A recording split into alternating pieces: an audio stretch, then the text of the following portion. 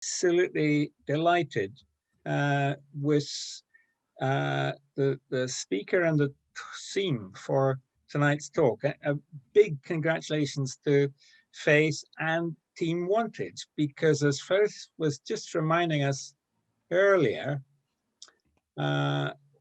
when Martine spoke previously with Paulette Elliott about the bee project, which some of you may remember, one of the classically sharp-eyed Wantage attendees said, "Oh, hang on a minute.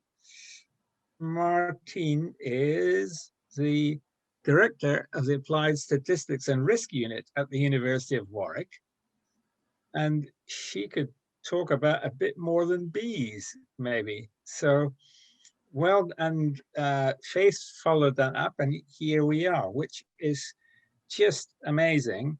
The most perfectly timed talk, given that Boris says it's all go on Monday, but he also says maybe be careful. So I think the BBC has its Professor Sir David Spiegelhalter from Cambridge to advise them on this subject, but Wantage Cafe Scientifique has its own secret weapon in the form of Martine. So welcome back, Martine. Before we let you loose on us, I just have one bone to pick. I think you've been rather modest in your bio, but when I reread your bio, you've had so many awards for the work you do. But I think since last time you won an award for communication in science. Am I mistaken on that? I seem to remember something. I don't think I have. Well, if I did, I've forgotten about it. So I've been promoted though, so yay. Maybe I'm confusing the two. I knew there was good news. So in that case, congratulations. And really, really seriously, welcome back. It was a great talk last time, and you're just so on message with this talk that I think you won't hear a pin drop for the duration of your talk. So Faith, unless there's anything else, shall we press the start button? We're off. Looks good. Excellent. Okay. So the way I remember it actually is when we were here in January talking about the bees, I made some sort of throwaway comment about how difficult the challenge of accounting for uncertainty is. And somebody said, "Oh, now that sounds like an interesting talk." And so it's delightful to be back with you. I'm really pleased. So I thought about this talk and I thought, well, you know, you come to Café Scientifique to be entertained. And I thought it could be very dry just going through a list of scientific uncertainty types and how one models and communicates those. So what I decided to do is I'm going to take through a few types of different kinds of uncertainty and hopefully illustrate that along the way with things that are familiar. But then I thought I might take you through a recent project I've just finished with the National Archives and show by going through the project where the uncertainty arose, how we tried to ameliorate it and account for it. And I hope that'll be entertaining for you. Very few people have heard about the National Archive project. It's very recently finished. So this is a bit of a new one. So first of all, what do we mean by uncertainty? Well, it just means something that we can't answer a question precisely. And when we rely on science to help us resolve problems like emergencies or novel emerging situations, then the uncertainty must be addressed within the scientific approaches and faithfully communicated to those who are designing, implementing and effecting the response measures. Now, typically they may not be scientifically trained, so this can be quite a challenge. Well, there are a lot of ways in which uncertainty can enter in. It can be uncertainty from our knowledge of the external world, uncertainty from the modelling and analysis, or uncertainty about ourselves. And what I'm going to do is to briefly go through each of those and some of the subtypes underneath those headings. And then I'm going to walk you through the National Archive project and point out all the places where we tried to work about, get around the uncertainty, where the uncertainty arose.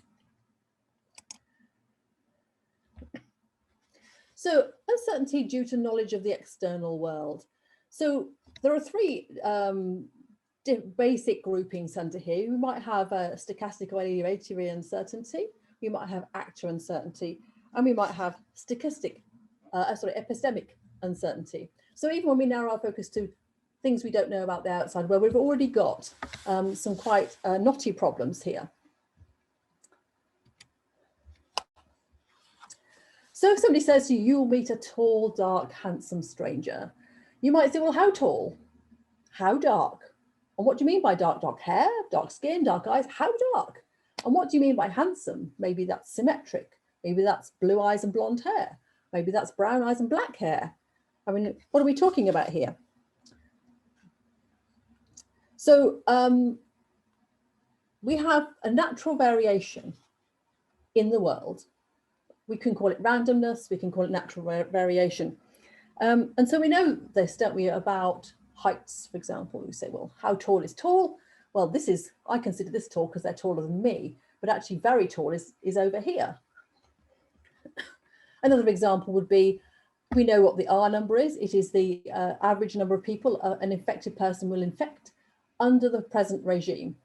That's in contrast to R naught, which is how many people will be infected by an infected person when there's no control measures at all. But we do know that actually a lot of people, most people in fact, don't infect anybody else, but some people are super spreaders. So that's a natural variation, and we've got to account for that, because, you know, just saying, well, on average it's between 1.2 and 1.5 isn't going to be good enough. And we're kind of used to this in some ways with the weather, aren't we? So the Met Office will give us a probability that it's going to rain. And some people get a bit annoyed. They say, well, just tell me if it's going to rain or not. Well, you know, there's a probability of 5%, so you probably don't need your umbrella. And there are different ways we can think about probabilities. So we can think of them as long-term relative frequencies, called the frequentist approach. And this is what we meet in school. Now, we know that if we have a die, and it's a fair die, if we toss it a large number of times, we're going to get approximately equal numbers of 1s, 2s, 3s, 4s, and 5s, and 6s. So suppose we toss it 600 times, just to make the arithmetic easy, we'd expect approximately 100 1s, 2s, 3s, 4s, and 5s, and 6s. If we tossed it 600 times and we came up with 350 6s, we might actually think, there might be something, you know, that the probability of doing that at random is very small. And this is the basis for hypothesis testing. We say we have a prior belief, or a null hypothesis, you might say, that this is a fair die. And then when the things we actually observe are so far, the probability of observing that naturally is so small, we say, actually, I'm going to go over to the other theory, the alternative hypothesis, this is actually a weighted die. Another way of thinking about probabilities is that it's the propensity to adopt different states, so propensity to be in the rain state or the non-rain state, for example. And then there's the another one is the subjective degrees of belief in different outcomes. And this is the Bayesian approach.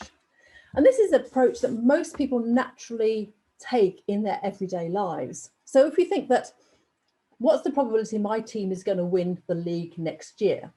And suppose for a moment there are 20 teams in that league, well, I can say, well, it's 1 in 20. But suppose I actually know that my team won the league last year, then my degree of belief might be that they've got a better than 1 in 20 chance of winning the league this year because they won it last year. Or suppose I know that there's been a change of manager or a change of some other players. I might think, depending on what I think about their capabilities, I might think that that probability has gone up or it's gone down. And then we watch the league. We get the first few games under our belt, we see how we do, and then we update our beliefs. So, well, actually, this new configuration seems to have changed something. They're not playing as well as I thought they would be, so I'm going to revise my expectations downwards. So that's basically how the Bayesian approach works. So variability can be modelled by probability and communicated in terms of probability, and that can work reasonably well with a reasonably educated decision maker. Another aspect of uncertainty due to the knowledge of the external world is actor uncertainty. How will people behave? What will drive their behavior? How will it change? But human behavior isn't random. We have principles, we have wants, we have desires, and these drive our behavior. It may not be rational, but it is directed. So one of the questions is, well, will people wear face masks when they don't have to? You know, it's been commonplace in Asian countries for many years, and a lot of our Asian students come over and they've been wearing masks whenever they have a cold or something like this. And then they've been quite upset by the fact that they get weird looks and sometimes even mockery for doing that. But of course, we've all been wearing masks recently, so we've had a bit of a culture change there. So how can we model this? Well, if you take it over the whole population, you might consider that probability can do just as good a job, because most people will be about here. There'll be some people at this end and some people at this end, and it'll be more or less they'll sort of blend each other out. So, for example, we've had something in the range of 80% compliance with lockdown. And though that's not 100% and we want to keep driving towards that, it's been good enough. So in your model, you can say we've got, you know, suppose we have 80% compliance, then we're good. The other way you can do this is actually agent-based models. So this is a computer simulation where the simulated people, called agents, are given various properties, and they can change their behaviors according to certain rules. Now, Schelling made a very famous model of segregation. Two different kinds of agents in there, and they had a preference for being close to, in their little grid, agents like them. And you know how strong this preference was varied. And it only had to be a preference of having 1/3 people just like you to actually produce a completely segregated population. So uncertainty due to knowledge of the external world, it could also be epistemic uncertainty. And this is about what do we know and how do we know it? How do we know something happened? Or maybe we know it happened, but not when. Or there might be competing theories about how. So at first we didn't know a new disease had emerged. And then we knew a new disease had emerged and it was a SARS type disease. And there were various opinions at the beginning as to how it might have emerged. And now we've had some extra information. The virologists have told us that it is not synthetic. But there still remains uncertainty about what we completely know. But not doing anything probably isn't an option. So we have to try and say, well, we don't know everything, but we do know these things. So again, you can use probability. You can't use frequentist approaches because they don't really account for that. But if you think about probability as subjective degrees of belief or logical probabilities, then you can take account of this epistemic uncertainty. Communicating the scale of that and the effect on the decisions is much harder. So those are three examples of uncertainty due to knowledge of the outside world. So what about modeling and analysis? So models are small worlds. The idea is we make a model, then we can play with it, we can learn things about the real world.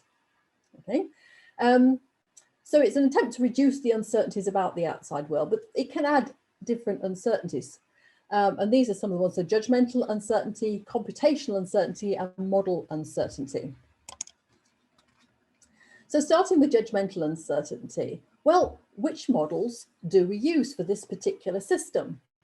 I mean, there are so many good models out there. Which one is going to give us a good answer? Which one's going to give us a good fit? And that's often a matter of judgment. It's possible to fit more than one model and to try and see which model fits better. If you have data, particularly if you have a data with the answer in it, then you can actually hold back some of the data and you can test your models to see which one gets closest to the answer. But if it's a novel situation, you can't do that. And then you have things like numbers or distributions of numbers to enter into the model. So the parameters. We talked briefly about, you know, what's the compliance level? Is it 50%, 80%, 20%, you know, in COVID terms or lockdown terms? So that's something that you have to put into your model, because if you're trying to predict the number of cases, you'll need to know what the compliance levels are going to be. Then how do you get those numbers? I mean, you might be able to measure them, but what if their compliance is different in different regions? How is that going to affect things? And also there might be parameters or assumptions embedded within the model code. So this might be a standard model that you have, you reach for your favorite piece of software and you run your model, but do you really know what's deep in the code is embedded in there? So for parameters, what we can do is we can do sensitivity analysis. We can gradually change them. So see what difference it makes if compliance is 90%, 80%, 70%, 60%, and so on, all the way down. And you can say, well, actually, you know, compliance has a huge effect or a small effect. And if we have uncertainty, then therefore it's going to be really difficult. Then we're almost certainly using computers for any model of any particular size, and they can't hold on to numbers to an infinite number of decimal places. They always have to use rounding and approximations. And whilst they're very small individually, when you use loads and loads of calculations, they can really blow up quite a lot. And then you get models that are so complicated that they are infeasible to run in a useful time frame. So you have to make some further approximations to that. So climate models are an archetype of this kind of thing. They take massive amounts of time to run. And so there's only 2 or 3 or, you know, a small number of scenarios that you can test with these models. So what you end up doing is getting an output, you know, under this scenario, and this scenario. And then you've got all the gaps in between the different scenarios. And then you try and make a statistical model of the in-between bits. So Gaussian processes are very popular for this, but you're basically making a model of a model. And introducing further uncertainties into that. On the other hand, a flawed model is better than ignorance. So the only true model of reality is reality itself. So what do? We know that the model is a small world, and that the real world is much more complicated than that. So there's a gap there. And how can we model that or account for that? So some data models can model it by inflating the variances. So, you know, you get, this is probably the answer, but it could be here, it could be here. But if model errors are very significant, they can only give a broad indication of true behavior. So what about internal uncertainties about ourselves? You know, there can be ambiguity or lack of clarity. There can be value, social and ethical uncertainty, and there can be depth of model uncertainty. So we've got several groups of these. Let's have a think about those one at a time. Ambiguity and lack of clarity. So somebody might be talking about health effects. Well, what do they mean by health effects? What exactly does that mean? How do we know whether they've gone up or down? Some people have suggested we might use fuzzy concepts on natural language processing, but that's not particularly been effective. So what we really need is a very human touch. It's a facilitated workshop to eliminate the uncertainty and to promote the shared understanding. So I don't know if you've ever worked with somebody who works in a different domain than yourself, and if you have, you've probably had this experience that they use the same words as you do, but they mean something different from them. Or they use words you've never heard of to mean something that you use a different word for. So actually learning this language is really, really difficult. And sometimes one of the best things is if a group of experts are trying to explain it to a newcomer, because it actually reveals nuances in the difference in understanding between the experts that they hadn't completely appreciated. And it can sometimes be sort of their journey into that particular expert domain that will make the difference. So what about value, social and ethical uncertainty? Well, this has got to do with things like trade-offs between short and long-term outcomes, actions and costs. Whose values should dominate? Is it the decision maker? Is it the government? Is it society? What about sectors of society? Because maybe working class, middle class and upper class people tend to have different values. Maybe there are other dimensions of society where there is value difference. Social uncertainties are a little bit like actual uncertainties, but they're how expert recommendations are going to be implemented in society, whether they're going to be taken up at local level.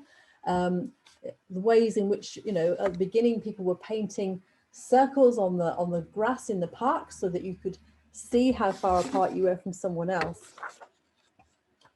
What about ethical uncertainties about things like acceptable risk and who bears that risk? So we know that COVID is not an equal opportunity disease. It really targets the elderly and the people who are clinically extremely vulnerable. So, you know, in a situation where we all share the risk, but some people have a higher burden, who bears that risk? To what degree do we trade off, you know, individual freedoms for societal benefit? So modelling such uncertainties is unhelpful. The most effective way, again, is debate and deliberation. So a very human approach to this one. And what about the depth of model uncertainty? So are the models good enough? You know, are they at the appropriate scale? Sometimes you find that there's information at a very big scale and at a very small scale, but what you really need is information in the middle. How do you then translate between those? And you know, because you're making an approximation, maybe you're introducing some uncertainty there. And what about if in theory you could do it perfectly, but it's going to take you 2 years and you need to make a decision this afternoon, you know, so you have to do the best you can with what you've got.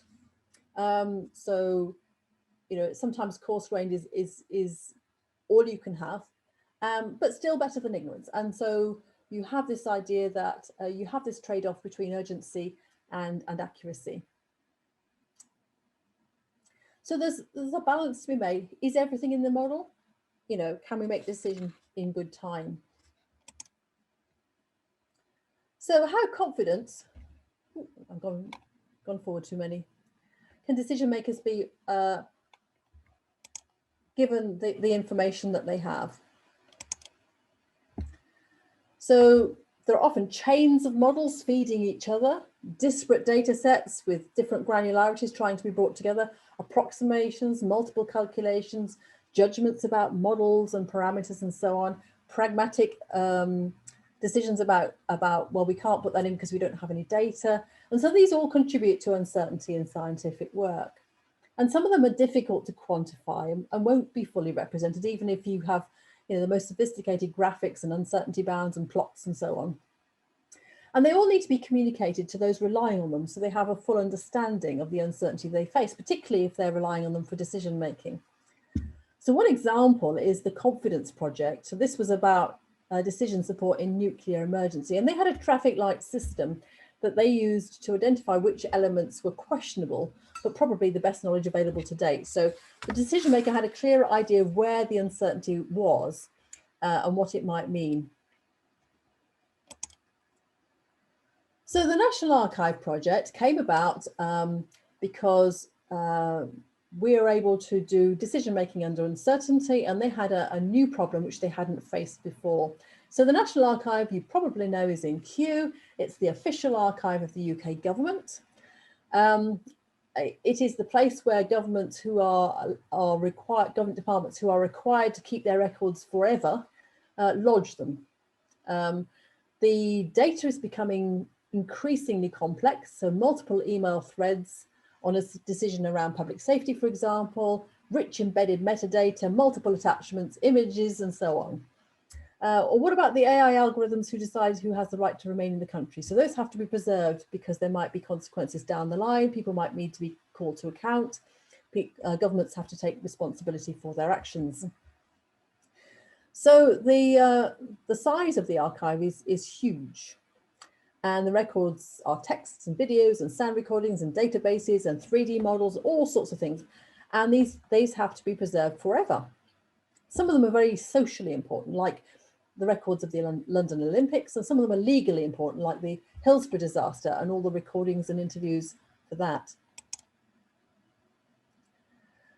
So preserving such digital records is called digital preservation.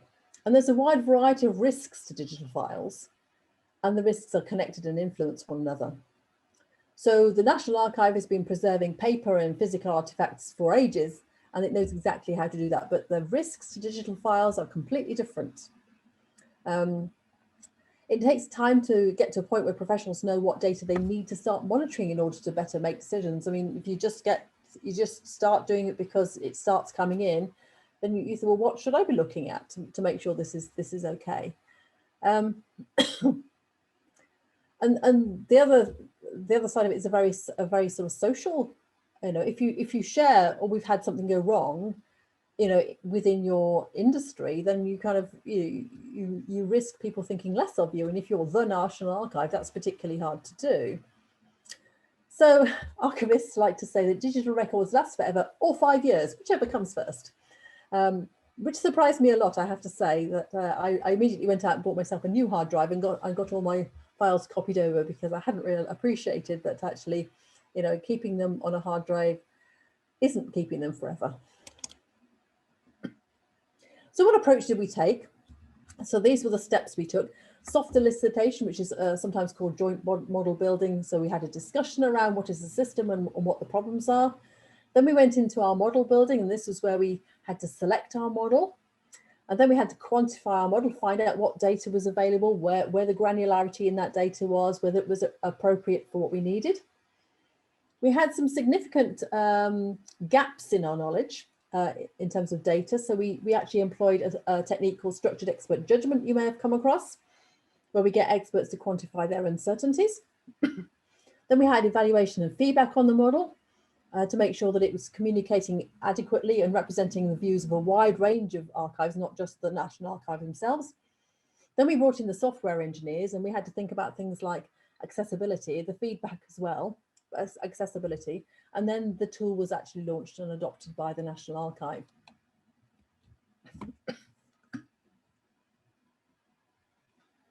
So with any problem, any decent mathematical modeler will start and end with the problem owner. What is the problem? What is their problem? What are their values? What are their measures of success? So so essentially, what is your world and what is your view of your world? So what are the processes, inputs, outputs, people, causes and effects? How do they interact in digital archiving? What are your objectives? And obviously preserving things forever, but what does that mean? Are you trying to preserve something which looks like the document that was made on the computer in WordStar? Or are you trying to just preserve the bit stream? You know, is it just sufficient for the purposes of the person who needs to use it? And what does sufficient mean? So where are the uncertainties and the challenges? What sort of modelling might we do? And what sort of relevant data and expertise is available? And then how would your constituency like to understand or be presented with the answer in a way which is compelling to them, in a way which is understandable, which doesn't mean they have to go through a whole new learning process? So I always think this when they say, oh yes, we've got a new operating system coming out, it's very intuitive. And I always think, well, whose intuition? Because it's never mine. So in doing this kind of process of having this deep discussion, it went on for sort of several meetings where we had these same questions come up over and over again, slightly different answers, and having to say, well, what do you mean by that exactly? You know, and it's very easy for us coming in because we are, you know, we don't pretend to know anything about this particular domain. We don't know anything about digital archiving at all. So we can really play the dumb card, and it really helps people to get it out. And it was quite interesting to notice that people in the room had slightly different ways of explaining it. And that wasn't sure whether that was just different ways of explaining it or whether they actually had slightly different understandings. And that was teased out during the program. So this helps to establish where the aleatory and the epistemic uncertainties are in digital archiving. So the problem is a mission to send messages to the future. That's what preservation is. They need to be faithfully transmitted and to retain their meaning and be useful for generations to come. And we don't know what the software running it in the future will be. The world's not static, the threats are constantly changing. So there's another example of uncertainty. You know, what threats will come in the future? You know, will we have, you know, at the moment we don't take too much notice of storms on the sun, but is that going to come much more frequent and much more of a threat? Are we going to have more power outages? What are the threats in the future? And archives resources and ability to deal with threats change as well. It's not always easy to see what to do next, or to how to invest in staff training, what kind of training to have, how to upskill the staff, how numbers of staff and their skill levels affect things.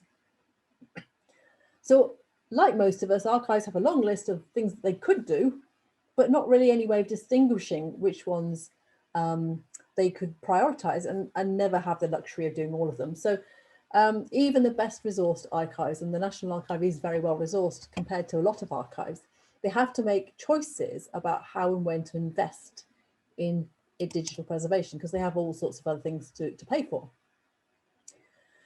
So the conclusion was, we need a new framework for this, a new model for managing digital preservation risk that describes and explains complex interdependent map of risk events, risk management actions and their impact on preservation outcomes. That it allows archivists to compare and prioritize very different types of threats to the digital archive with potential impact in different areas, and operates even when we had limited data. So that's a nice, unambiguous problem statement, but it also acknowledges right from the beginning the imperfection of the data and folds that into the statement. So limited data, it has to be able to cope with that.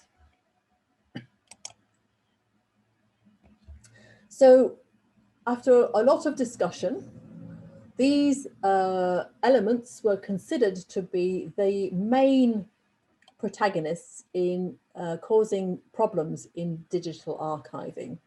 So a lot of them are people management, so information management and technical skills, but then there's some system security stuff, and how often you copy them to new disks, what kind of disks you use. Physical threats like floods and fire are just as much of a threat to digital archives as they are to physical ones. And in terms of preserving it accurately, what is the file format? Do we know what the content metadata is? It tells you the file, bit of the file tells you what kind of a file this is. Do we know what conditions of use are attached to it? Who's allowed to see it, and so on? So can we be sure that what we're presenting to the user is actually what we received? So after a lot of debate and discussion, the two things they thought were their measures of a success or utility were renderability and intellectual control. So renderability is the ability to see it on screen. I can see my slides now on screen, and hopefully you can too. So the computer has rendered this for me in a way that I expect. And intellectual control is about being sure that what you get out is what you put in. So the other element, which is quite interesting, was actually the user's trust. And in the end, that was so difficult to model or to quantify, they decided in the first iteration of the model, they would leave that out.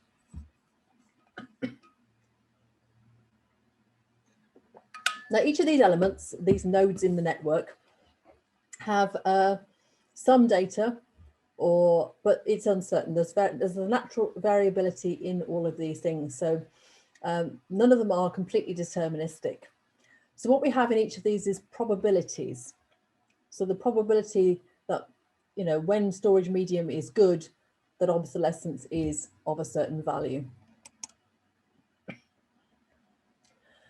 So it's very important. We're dealing with mathematics after all. We like to define things very tightly. So we all the nodes have to have tight definitions, and that was partly driven by the industry standard, partly driven by the experts, in pulling on common usage, things that everybody would relate to, trying to think around not just a well-resourced archive like the National Archive, but maybe a little local archive as well. There were some surveys that would provide relevant information. There was bits and pieces of previous research. And the National Archive had its own statistics that it had collected on various things. So we had a problem with data granularity. So where data does exist on things like storage medium and their reliability, they're often too specific. So you have a manufacturer's claim about a very specific type of kit rather than an idea about how storage medium in general behaves, even just broken down by different types. And in some places, we have no data at all. So that is maximum uncertainty. So we plug those gaps with structured expert judgment. So just for anybody who doesn't know what that is, structured expert judgment is when you get a group of experts together, and we use the IDEA protocol. And the IDEA protocol has these steps: you investigate, you discuss, you estimate, and you aggregate. So what happens is the experts agree to come to your workshop. In this case, it was a digital one. We had planned it to be physical. And so they know the kind of things they're going to be asked about. So they might do some research, or you might send out some background papers. The first thing you do is ask everyone to give a private estimate. So without discussing with any of the other experts, these are the questions we need to know. If this is at this level, this is at this level, what's the probability that this is at this level? We don't want to have influence of other people on your first estimate. And then we hold this facilitated discussion. So we anonymize all the results and we present them in an anonymized form. And we say things like, when could the value be as high as this or as low as this? You know, if we take a simple average, does that kind of capture most people's estimate? And sometimes people have understood the question differently. Sometimes they have different pieces of experience or access to some of the research and things like that. So this facilitated discussion kind of undoes all the uncertainty in that sense, and it makes sure that we're on a level playing field in terms of available information. And then we do a second private estimate. And the reason why it's private is because people are people, and it's very easy to be influenced unduly by someone else. You can get groupthink in a group. You can get a very dominant person who's very sure of their opinions and that kind of thing, and makes you doubt yourself.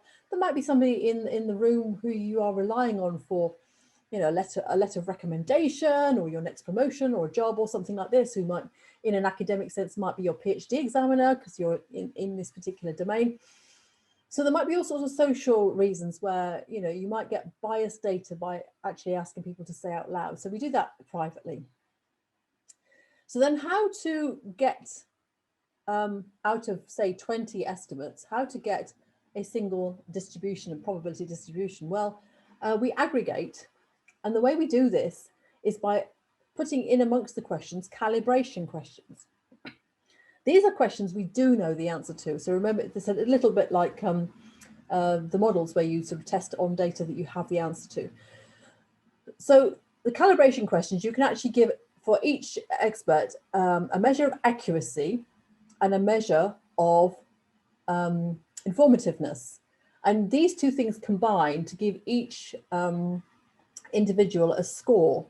And what we can do then is we can use those as weights when we're averaging the results. So the people who get a very high score on the calibration questions, we assume that since they're using the same kind of thinking process on the calibration questions, they're going to be just as good at the questions we don't know the answer to, the questions of interest. So we give them a high weight in the aggregation, and the people who do really poorly, we give them a low weight. So everybody contributes, certainly through the discussion, but some people are weighted higher than others. And sometimes we don't get any strong difference between just doing everybody equal and doing it through the calibration, but sometimes we do. And this is what the sort of thing that we discuss. This is how we ask the experts to quantify their subjective uncertainty. So you can see we had 19 experts on this particular panel. And the question it was, out of 1,000 born digital files, that's when they were made digital at their inception rather than actually digitized later, how many would you expect an archive to know their conditions of use? So that, if you remember, that fits into our network. And so these are all anonymized. We've just got expert numbers at the side, different colors. And we can see that expert 14 in the pink, just down from the top, has a very different view from everybody else except for expert 4 in the green, who thinks that the number is very low. We can see that most people think it's around the 800 mark. One or two people think it might be a bit higher. So the central line is their best estimate. The left-hand line is their lowest plausible estimate, and the right-hand line is their upper plausible. And we use those as if they are 95% confidence intervals. So The lower is so low that there's only 1 in 20 chance it'll be even lower than that, and you'd be very surprised. And the upper is, you know, again, it's a 95%, so that you'd be very surprised. Only 1 in 20 chance it could be even higher than that. So this is how we get the experts to quantify their uncertainty, and we get a joint distribution out of that in the end. So this is the actual tool. You can look at it on the National Archive website. It's called Diagram with a small I, and that's because it stands for the Digital Archiving Graphical Risk Assessment Model. So this is the front page that you will see. And this is, again, is the network. It's kind of been color coded, so make it easier to look at.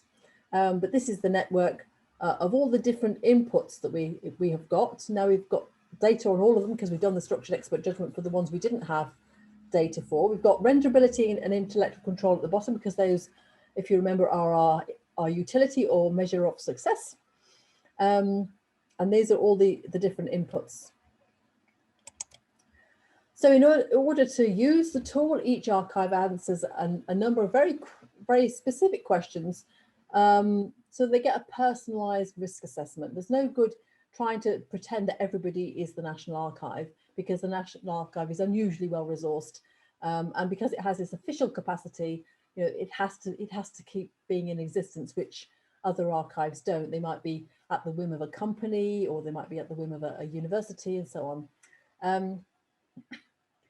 So in order to do this, we had to reduce the linguistic uncertainty, and there were clear definitions for each of the terms used in the questions. So very much they linked to the nodes that we had before in the network diagram. So what we mean by this is exactly this. And then the questions ask about things like about proportions of different types of records and storage media, what their copying practices are, what the physical storage is like, what is their flood risk, what is their information management, what are the staff skill levels. So those are the kind of questions that you are asked to identify the particular risks for your particular archive. And for a lot of these things, we don't ask for a number, we ask for a category. And so, you know, you might be uncertain as to whether your score for a particular thing might be 7.5 or 7.7, but it doesn't really matter, because that all of those are in low. So in some sense, we get rid of some of the uncertainty. The uncertainty is only about the categories. And if there are only 3 categories, you don't have that much. So some people might be sort of uncertain as to where they sit on the boundaries, but there's a good chance they're going to be sitting neatly in one or the other. So we have traded off to some degree ease of use with accuracy, because it's much easier for people to think about bins and categories than it is to think about exact numbers. So we try and manage expectations by warning that no archive is risk-free, so don't expect a score of 100%, because that's not achievable. And then in the latest version, we have 2 comparison models built in. One's a very basic model, you know, you just put everything on the cloud. And the other one is like a really good archive, like the National Archive. And so that an archive that isn't the National Archive can see where they sit compared to those two. So we're better than just putting everything on the cloud. We're not as good as the National Archive. That's probably what most people will discover. But how you know, which one they're nearer is a useful piece of information for them. So this is what the sort of outputs look like. We remember that we've got intellectual control and renderability making up the score. So we can see the left-hand bar, the overall score is 78, and a score of 36 for intellectual control and 42 for renderability. So that's the good one. And then on the right, you'd have a commercial backup, like on the cloud, and then you'd have your model in the middle, and you'd be able to say, well, actually, I've actually got less renderability than the commercial backup. So maybe that is something I need to work on, and try and work out what things I need to change to get that up. And I can use this tool to see which of the different things I need to change. So you're having put in what's the current truth. You say, what if I have an extra member of staff with a good skill level? Or perhaps if I send all my stuff on training and we raise the skill level, what difference would that make? And so you're able to play with that and find out where exactly your particular archive would best spend its money. And when the National Archive did this, they were able to argue in the spending round for a 33.5% increase in overall funding, which is a huge settlement, because they were able to show exactly how the money spent would change the risk to the digital archive. They were expecting a flat settlement, which would be a cut in real terms, but they actually got they actually got a really big increase, and they were delighted, and so were we, of course. So we had a number of archives involved, because archives all have different pressures and different types of objects and records that they keep. So we're acknowledging the contributions of all these different types of archive. And then there's some uncertainty about the utility, of course. Renderability and intellectual control seem to suit, but maybe there's a better one. Maybe there's something else we should optimize about. Maybe we should find some way of getting that trust for the user in there. So lockdown, it deprived us of our planned face-to-face workshops, and it increased the uncertainty about if and how we would achieve our goal. But the participants for our workshops were actually really well motivated. It's not been the same in all projects, I have to say, but these were really well motivated, and they still came to the workshops even if they were online. That meant that online also meant that we were able to include overseas archives in our evaluation. We had evaluations and training sessions for the tool in all sorts of different time zones. And we had people from Brazil and Australia and America looking at this and making suggestions.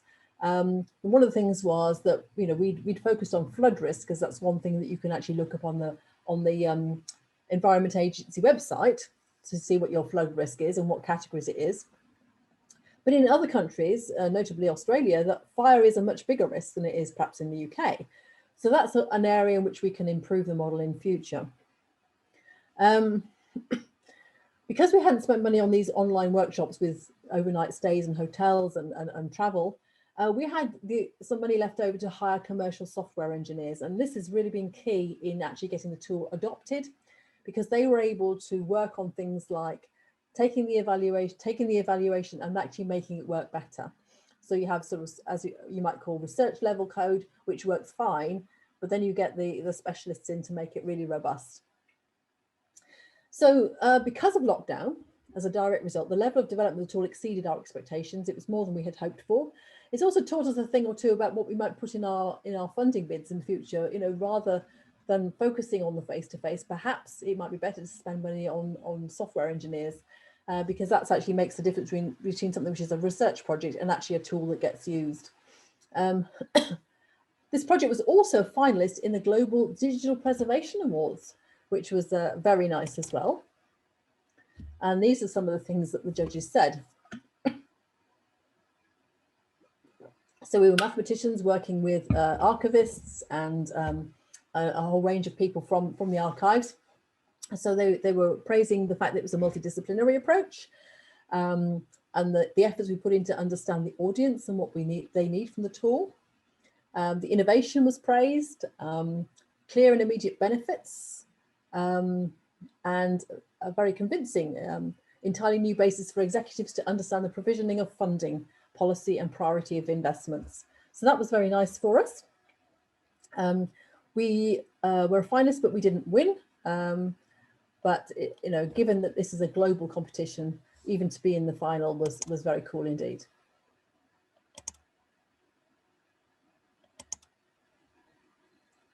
So what do we conclude? We conclude that uncertainty is everywhere. It can often be reduced or modelled. It needs to be communicated, and this can be difficult depending on who the audience is. But at the same time, decision-making under uncertainty is something we all do every day. Sometimes things go wrong, but often they go right. There are algorithms and mathematical models everywhere doing good things and helping us to optimize traffic light sequences to get to our destinations easier. We've all seen during the current pandemic how the mathematical models have helped to decide on vaccination strategy and other strategies and things like that. And you know what? Uncertainty can make life interesting.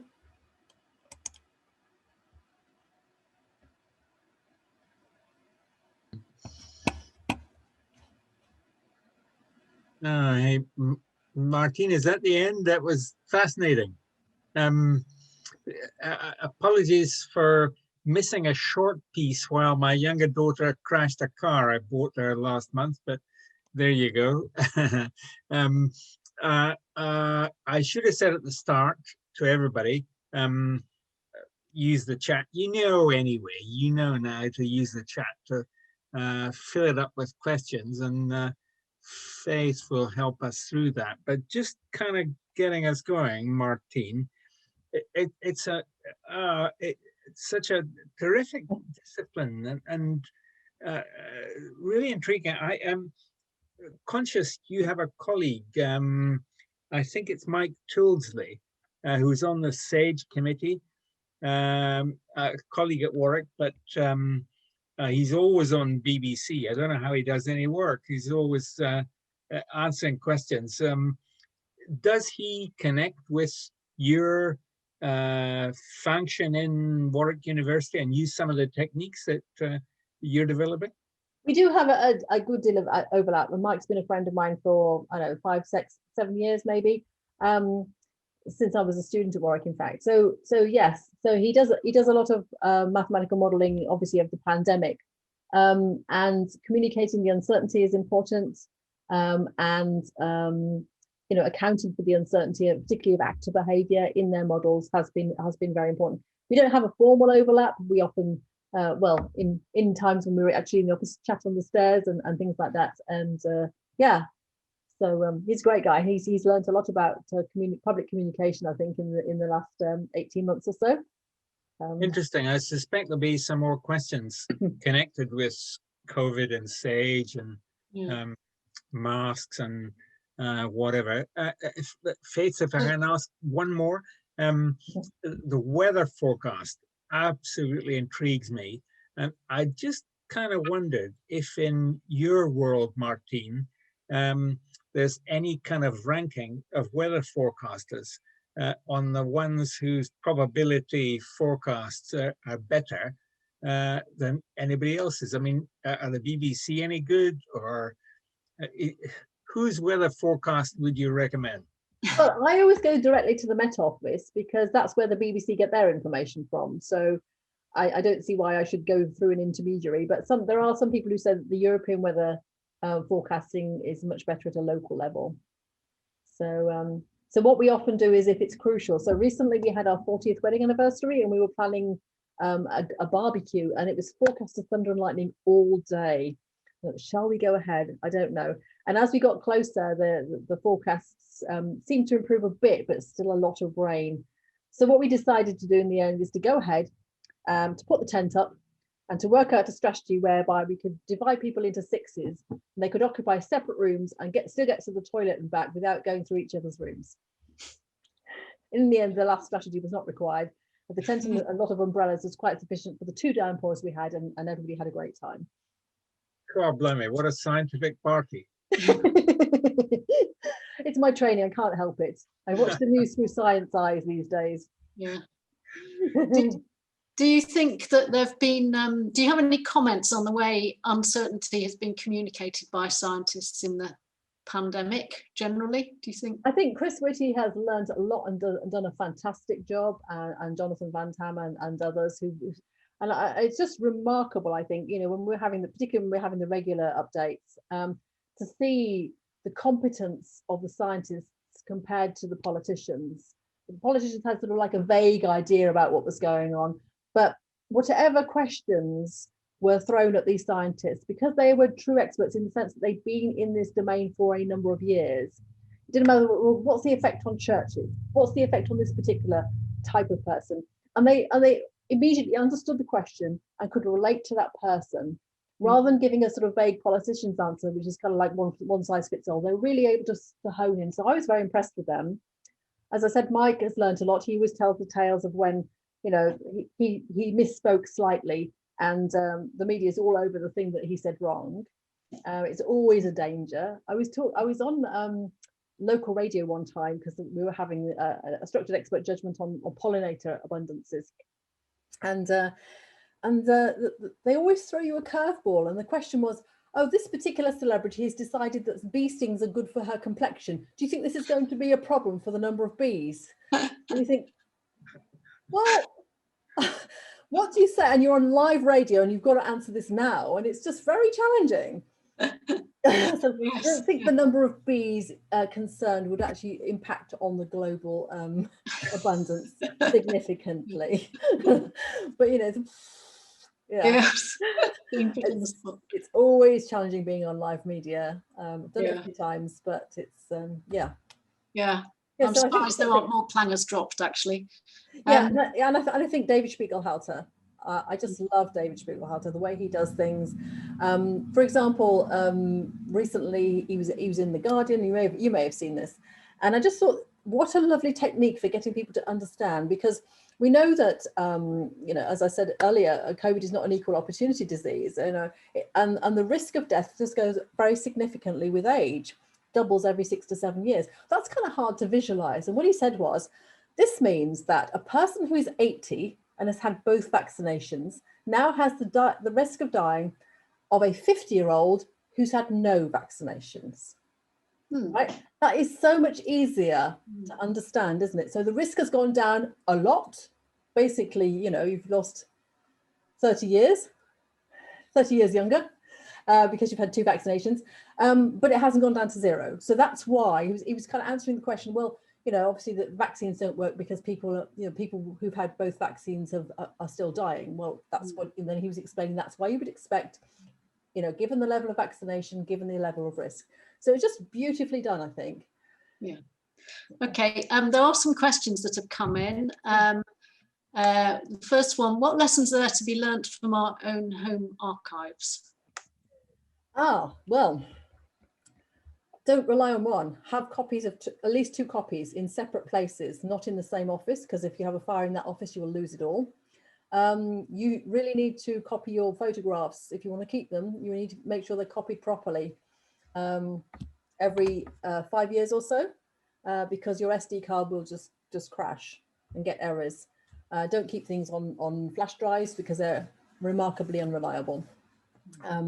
So for me, I've had a complete shift in the way I keep my files. Keeping a backup on the cloud is a good idea, but don't keep the only backup on the cloud, because if the cloud provider goes down, or if you lose internet for whatever reason, for any substantial amount of time, you're going to lose access to all of your files. So those kind of practices are things that I've changed since I learnt just how fragile these things are. Okay, actually, I think I've just asked the next question. Another one: did you conclude that a single file format for the digital archive will have the best chance of being readable long into the future? And if so, what is it? Not really. They're always doing horizon scanning as to what is going to be the next thing, because you remember optical discs were the next big thing, and then they went obsolete very quickly.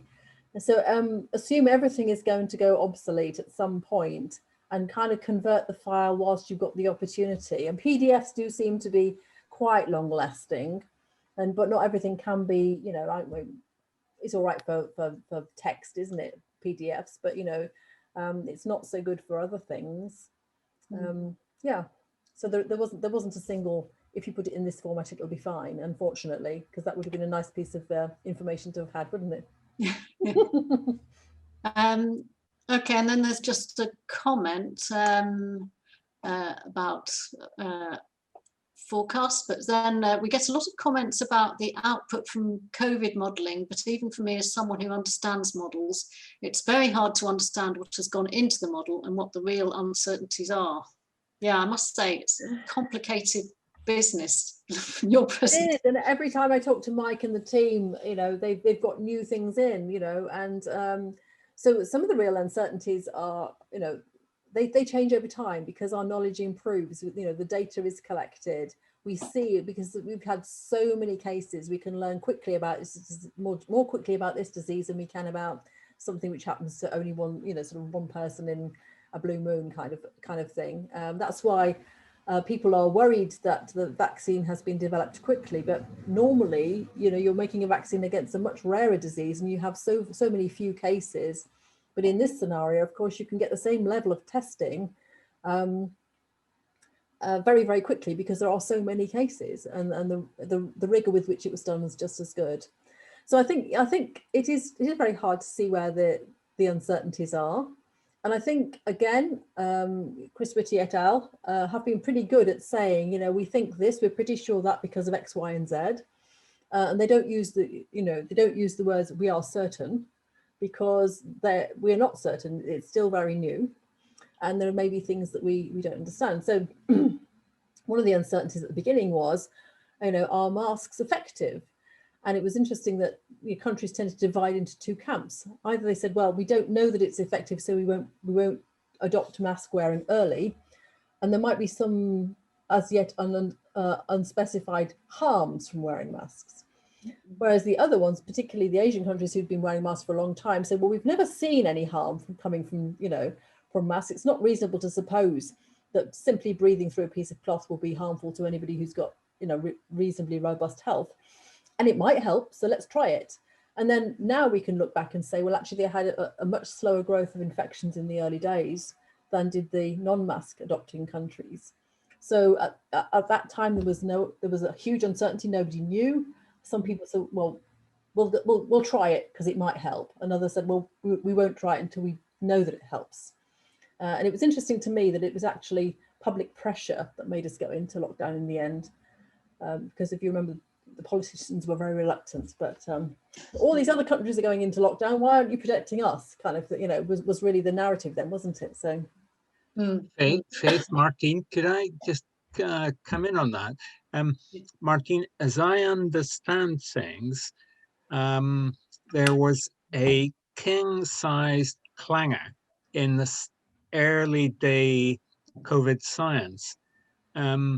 And it was something to do with the size of the droplets emanating from people's mouths or nose or whatever. And the original premise, which was we don't need a mask or whatever, was that the size of the droplets was such that they would land on a surface.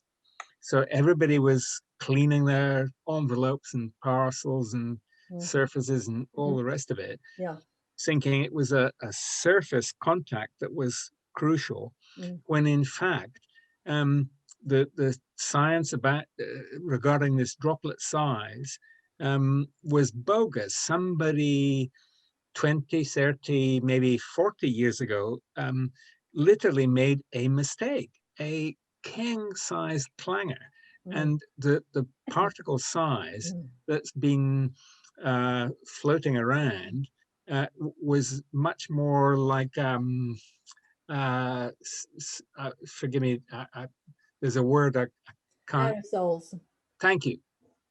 So instead of droplets landing on surfaces, it was aerosols going through the air. So, hey, presto. Trisha Greenhill is published in The Lancet in May, just early May, on this, and she did a long Twitter thread. So I think it was 60 tweets in a row on Monday about mask wearing and the conclusion. So again, it's very hard to capture particles in the air and to actually prove beyond any doubt that aerosol transmission is the dominant mechanism.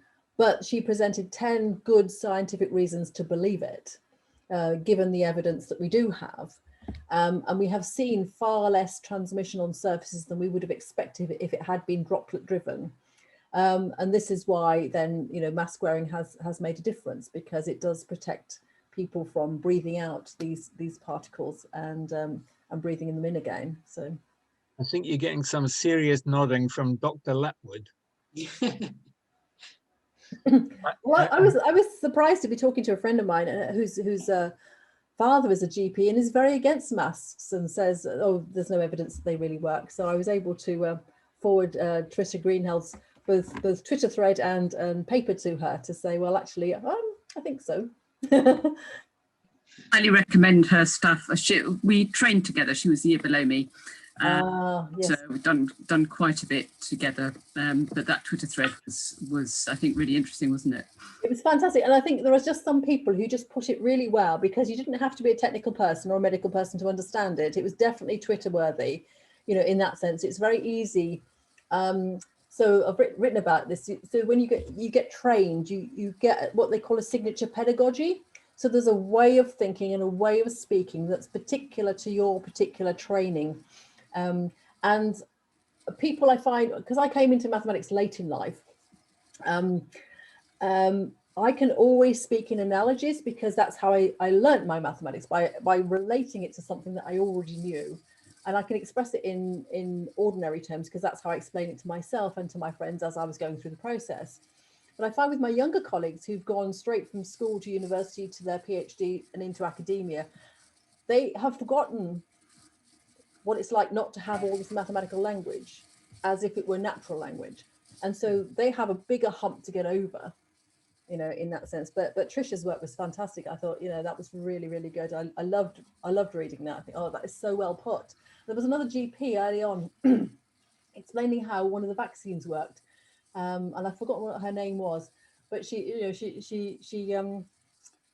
was talking about the spike protein and you know, how this was the badass protein, and you know, this is how you know, you put bits of badass protein and then your body recognizes the badass protein to get rid of it. It was just such a lovely way of explaining it that you didn't have to have any specialist knowledge to understand. So so that was really nice as well. Faith, I see we have a... There's just, oh, sorry. Just a comment from Ken, if you have any views on masks versus visors.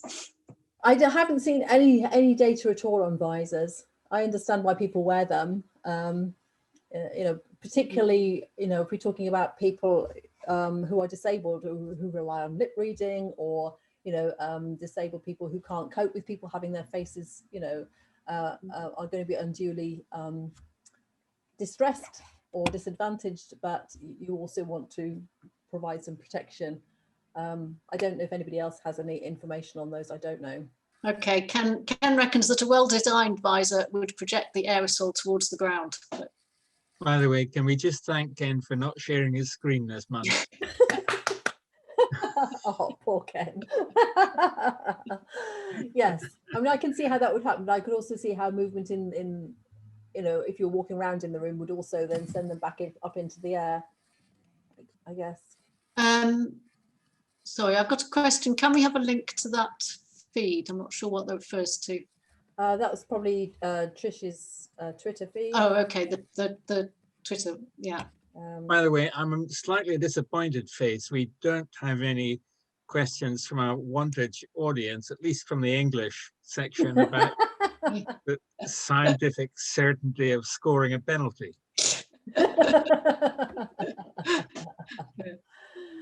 But moving on. Okay, Susie says she's going to try and find the Twitter feed. So hopefully you can have a link to it, Margaret and Tom. I think that was... Brilliant. We're getting near the point, Faith, where we should maybe, before we conclude, but just to look ahead to, we've got a holiday. We have. We've got, yes, and we were saying before that in September we're hoping to be back in the Beacon. And we're looking into securing a bigger screen, which will help matters. In fact, we've had an offer for one. Actually, a big. So we'll have to see how. Yeah. Well done, Faith. People's reactions after that. Faith's got her hands on some funds. Well, we've got an offer from Phil Hutchinson, who I think is here actually, for a bigger screen, but we've actually, out of the blue, the British Science Association said got some spare money from something, and they want to help promote science communication activities in the southeast. And for some reason, I don't know how, they came across Wantage Cafe Sci. And it's it's somewhere in the region of £200 or £300, but so that could be helpful in maybe helping with the audiovisual equipment, perhaps for the Beacon. Word on the street is getting out about Wantage Cafe Scientifique. It's the place to be. Excellent. So yes, there's a question in the chat from Colin. but I haven't. Oh, sorry, I've missed something, Colin. It says most models are deterministic, physical, statistical, or economic, with attitudes becoming chaotic, governed by social media. How do you see the modelling progress in this I'm space? so sorry, I missed that one. When did that come in? Well, 8:32. Okay, sorry, yes, I missed No, that no one. worries. Sorry, Colin, apologies. It's a really interesting question, and I think this is really something for a social scientist. So we have things like behavioral theories and nudge theory to try and persuade people, but also the social the media influencers have really tapped into this kind of thing. How do you use your influence? And there are definite pockets, aren't there, of sort of anti-vax feeling and that kind of thing.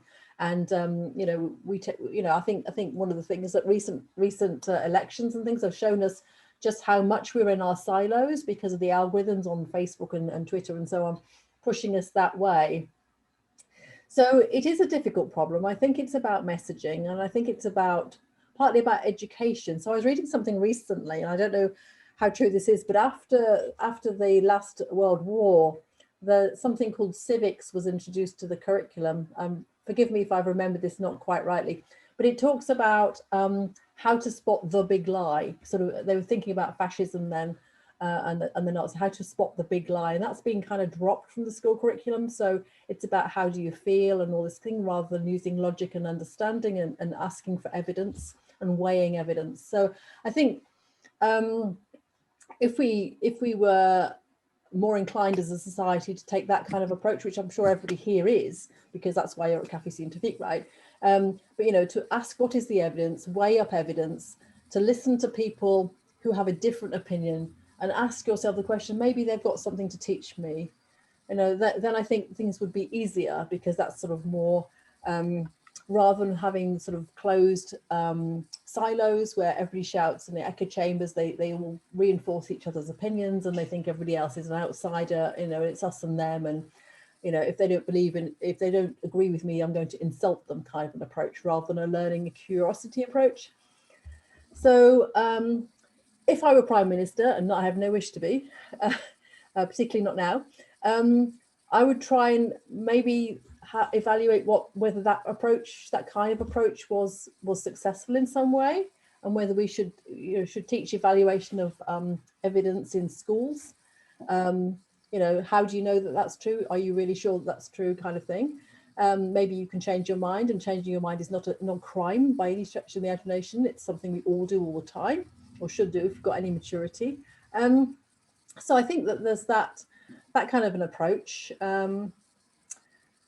I would be reluctant to do too much regulation, because you end up with one faction or the other in charge of that, and their opinions are the only ones that are allowed, and that can get very problematic, and then that kind of thing. So yeah, sorry, it's not a better answer to the question. I'm just rambling here. I have no particular expertise. I'm talking as an individual, not a mathematician here, but that's the sort of thing. Yeah, politicians probably don't want to teach people how to spot lies. I agree, they probably don't. That's why I make a rubbish Prime Minister. Is there anything else I've missed, or any other comments anyone wants to make? So I've been asked if I can also make the slides available separately. I can send them to you, Faith and John. Yeah, that's okay. Is it? Yes, that was. I think I was a bit distracted by that conversation, but yes, that's great if you can. Colin says 95% of the population are just adults in nappies. Yeah. Okay. Well, I think it's time to wrap up, and yes. On that positive note. Gee whiz. Martine, you've been absolutely great, but can I start by thanking Faith for all the work she does to make this happen, so many months that we've done. Thank you, everybody in the audience, for coming along and joining us. Wonderful to see you, and you deserve a break. So happy August holiday. I'm sure we look forward to seeing you in September. With absolutely. Got, a talk about the Natural History Museum coming to Harwell. Did we mention that at the beginning, John? Is that in September already? That's the next one. Yeah. Fantastic. And some of you may have seen in the press this last week the announcement that they are building a 320,000 square feet research center on Harwell campus and bringing 27 million pieces of their 80 million piece collection to that center. So we're getting. I think it said it's a third of their collection. A third of their collections are coming to Harwell. So pretty special, pretty exciting. And as far as we know, while there've been one or two press releases, nobody's actually given a talk to anybody about it. So, well, there you go. I said, get a dinosaur. Word on the street that they all want to come to Wantage Café Scientifique. So that's something I think seriously to look forward to in September. So hope to see as many of you as possible then. But we should round off saying a big thank you, Martine. You are very versatile. Yes. Thank you. I'm astonished that 31 people wanted to come and talk about scientific uncertainty. I thought it might not attract a very large audience, but I think it was 36 actually, and then some of them left for the discussion. But yeah, good. Fantastic. No, you've been fantastic, Martine. Very generous to Wantage Café Scientifique. We really do appreciate it.